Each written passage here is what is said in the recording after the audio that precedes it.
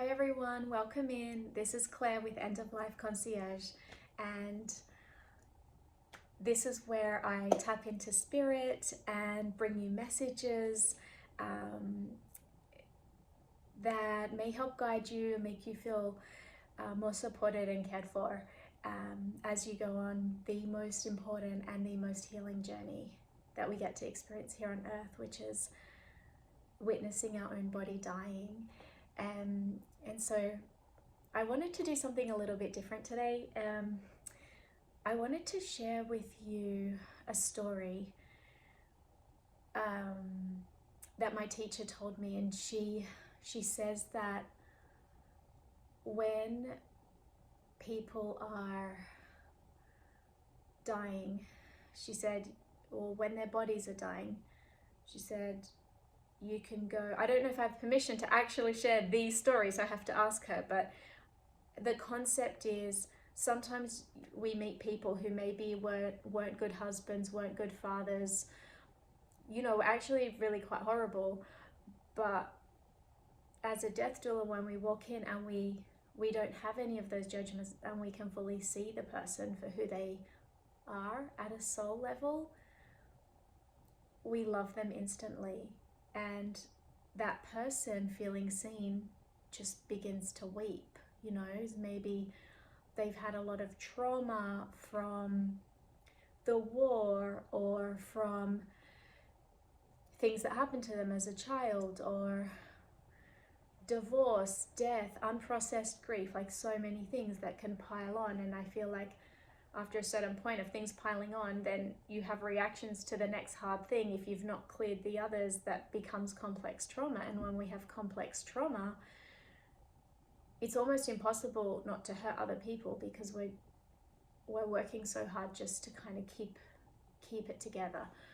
And so, sorry, this is a little bit abstract, but what I wanted to get to is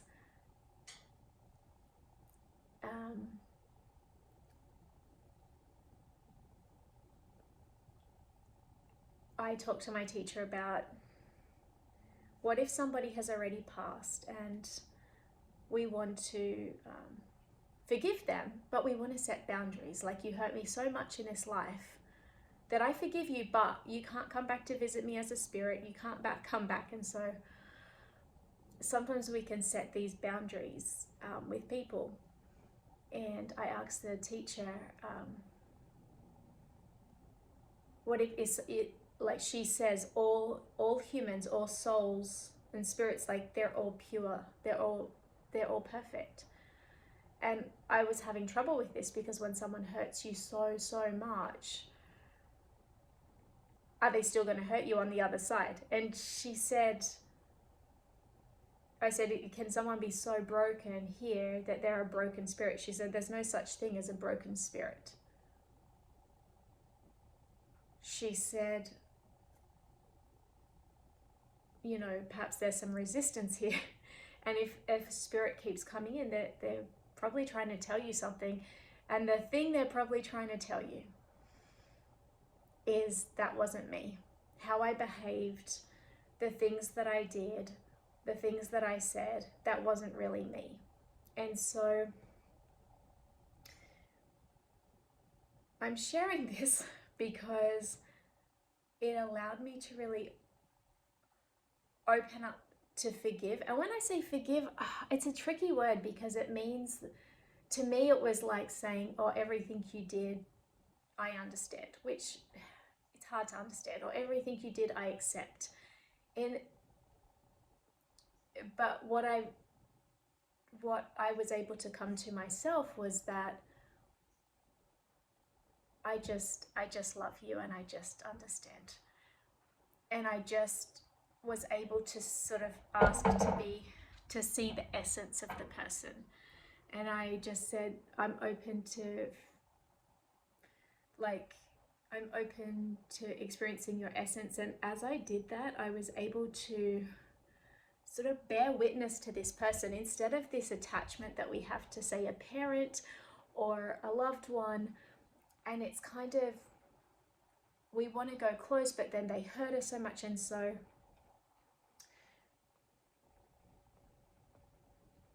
the way that I was able to come to this place of I just love you and I accept you. It wasn't saying, it was saying that I love your essence and I see you as your own whole person, not just this person to me, not that self-centered, like I was looking at it from this very, like, you were my parent, you should have done this, or, you know, I was like, oh, that's a whole person and their essence is this. And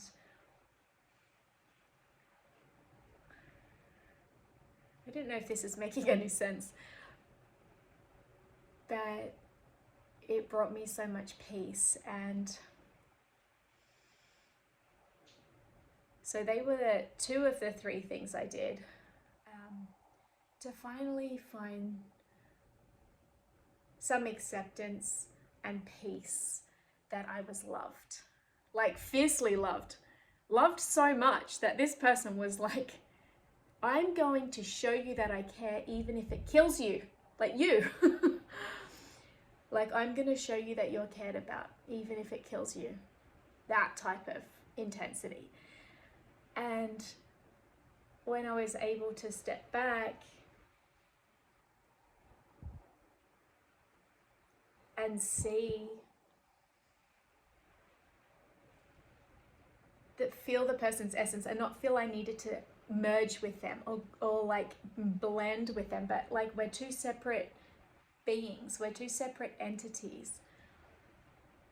And to be able to appreciate and just say, I love you. Like, I can feel your essence.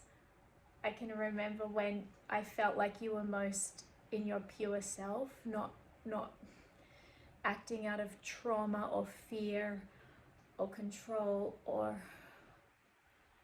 you know, all these things. But when that person was just in their true essence, who they were, you know, and maybe we never saw any good in somebody. We were like, this person just hurt me.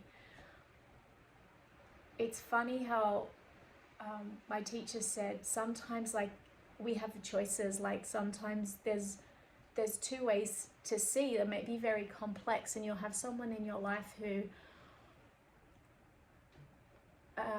showed you that they really loved you and really cared, but then they did things that literally put your life at risk or hurt you so deeply that you couldn't, you were like, the two cancelled each other out almost, or we choose one over the other. And so my teacher said, well, perhaps, oh, it's my cat, perhaps you get a choice and you can choose whichever one feels better. And you can choose that they really loved me, they really cared about me, or you can choose they never cared and they just thought about themselves and were selfish. And I thought about this last night and I thought, well, the nicer one, the one that feels better, is that this person really cared, like really loved me. And then I burst into tears because it's harder to accept that someone really loves us and really cares if they've hurt us that much. Like, it's hard.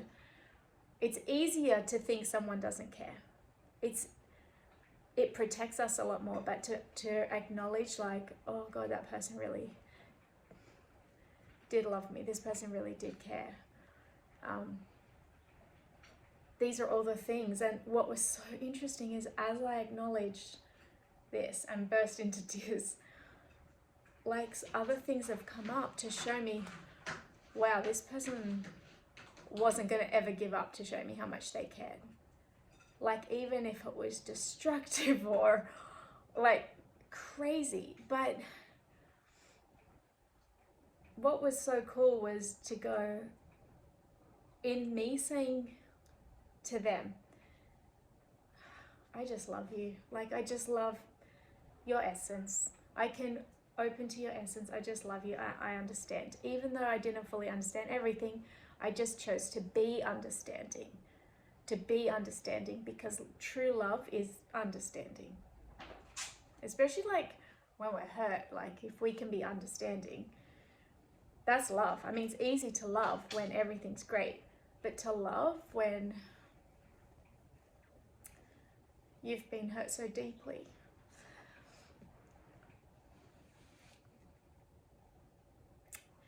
So anyway, the cool thing about this is, I'm getting a bit emotional. The cool thing about this is that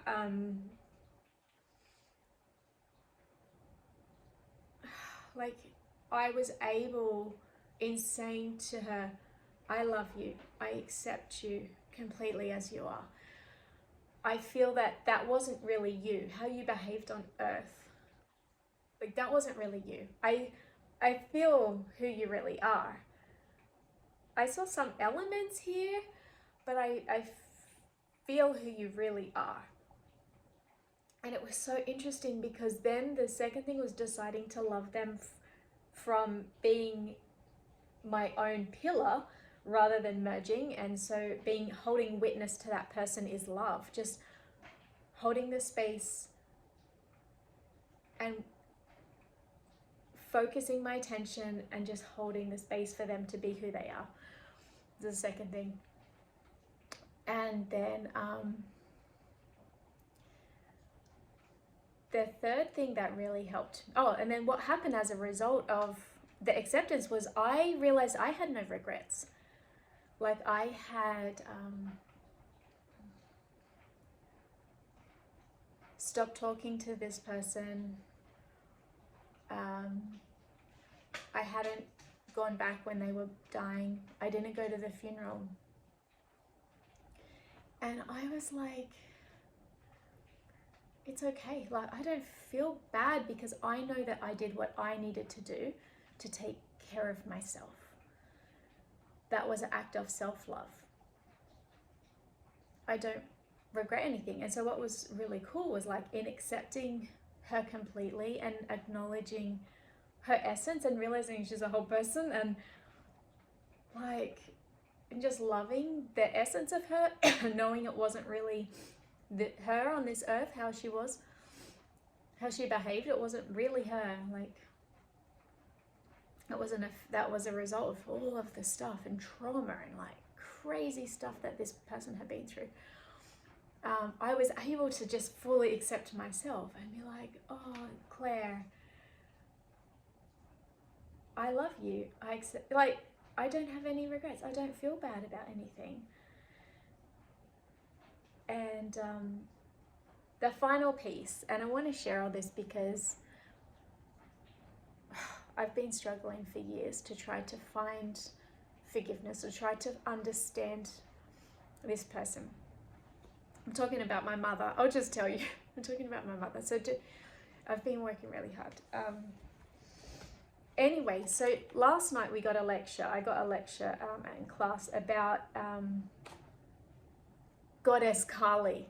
And the teacher said some mothers are like Goddess Kali. Like they get a bad reputation, but they are the most powerful goddess. And so I want to read this to you because I think that I'm going to read it from Doreen Virtue's Archangels and Ascended Masters. And I'm going to come back and I can share with you some more information. But let me just... Okay, so Kali. K-A-L-I. Okay. So the word originates from Hindu or India, also known as Black Mother, Kali Ma, or Rashka Kali. Kali is a Hindu aspect of Devi, who is the ultimate goddess. Kali is the goddess of the endings of cycles, the death and transformation energy that lets go of the old and brings in the new. Some are threatened by Kali's seemingly destructive power. However, Kali is actually a loving energy that helps free us of fear. She only destroys that which could keep us in bondage, or which could slow or divert our divine mission, in the same way that a loving mother would take away dangerous items from her children. Kali has the personality of a high-energy, supercharged woman on a clear mission. She has an impatient Artist's temperament, like a stage mum who knows what needs to be done and doesn't have time to argue. She says, my passions have overwhelmed many who have likened me to a silver storm of fury. They've called me fickle, temperamental, and wrathful. Yes, my passion does have an edge, and it is forthrightness unleashed.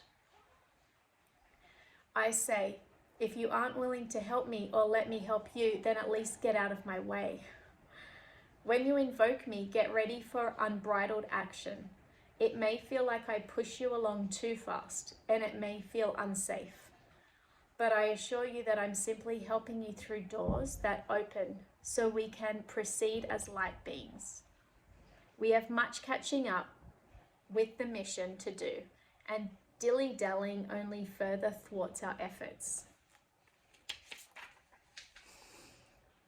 Do not procrastinate, delay, or fear the change that always accompanies action and moving forward. Do not be afraid of making the wrong decision, rather fear living in indecision. I'm going to read that part again actually. Do not procrastinate, delay, or fear the change that always accompanies action and moving forward. Do not procrastinate, delay, or fear the change that always accompanies action moving forward. Okay. Action and moving forward. Do not be afraid of making the wrong decision, rather fear living in indecision. I am Kali, single-minded focus mixed with fiery passion and deep caring about many causes. Kali told me that she, like a lot of women, has been called a bitch when she's simply being powerful and unwavering. Kali helps with courage, determination, direction, focus, motivation, protection, and tenacity. Invocation. Kali comes immediately if you think of her name, Kali, Kali, Kali. She arrives like a sudden and powerful rainstorm with purpose and determination. She's excellent at extracting the heart of the problem from any situation presented to her. So if you tell her that you want help with your love life, for example, Kali will see the true underlying issues. She'll give you very clear, forceful direction without mincing words. So Kali has also been called a witch. She's deeply misunderstood. Sometimes she just looks like she's literally a path of destruction, like destroying everybody's lives. That's my experience. So it's wild. And talking about rainstorms, as I was doing this work yesterday, it thunderstormed in LA, and it never rains here. And it hasn't stopped. I woke up this morning, it's still raining. And the thunderstorm is so great, the roads are flooded. Cars are pulled over, broken down on the side of the road. There's like, people are driving at 30 miles an hour. Like, it's heavy rain. It's rained here in LA before, but this is like continuous. And so I feel like just it's so powerful, like invoking the goddess Kali to remove. We call her in, and she's a force of destruction and endings, so that we can like become who we're meant to be and become stronger and bolder, and like feel like Kali's like pushes you out of the nest, like pushes you out of your comfort zone. Like, why are you hanging around? Why are you sitting there? Like, if I have to destroy our relationship so that you will go and grow, I'll do that. And maybe not consciously a person is thinking this, but seeing my mother through the eyes of Kali, I was like, wow, she was powerful. Like, deeply, deeply misunderstood, villainized by everybody, but cared more deeply than any other person I know. Sure, she, had a lot of trauma and so operated a lot from fear and control. But she also cared, like nobody was going to stop this woman getting to her children. Like nobody was going to stop her showing me how much she cared about me. Like she was going to do it if it killed her. Like no matter what. And I don't know, I'm just sharing this because maybe somebody can relate. Maybe it will help somebody who's perhaps been trying and trying to like forgive but not be hurt again, or like understand but like it's impossible to understand. And then I wonder if this one has Carly, because maybe I can read you. It's always good to get references from multiple sources. Let me see if there's, I don't think she's, hang on. Okay, well, I think you could do your own research into Carly too. It's always good to get a book though, because if we just go on Google, like it's okay, but as a novelist, I was taught to do research from a book, because then you know the source and the quality of the information is much higher. So I would encourage you to see if you can find a book on Carly.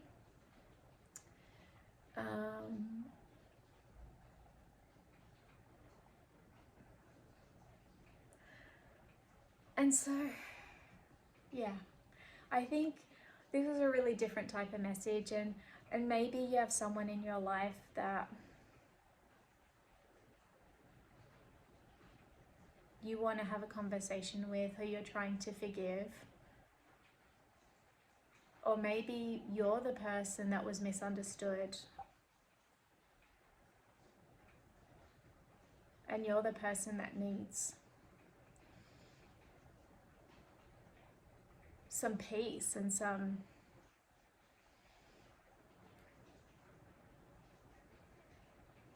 understanding and acceptance. And so if you're that person, I just wanted to say that I'm here and I see you. And you have a pure soul, and I'm sure a lot happened to you, and it made you behave in a way that wasn't really you.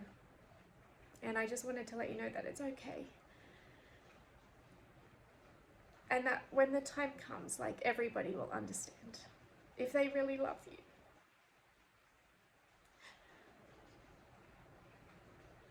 They'll keep trying to understand. So that's my message. And if nobody's told you in a while, I'm telling you, I love you. And thank you for everything you've done, and all that you were, and all that you are. And just know that it's only your body dying, that your spirit never, and your soul never dies. And so that's my message for today. Sending you so much care, and until the next message, bye bye.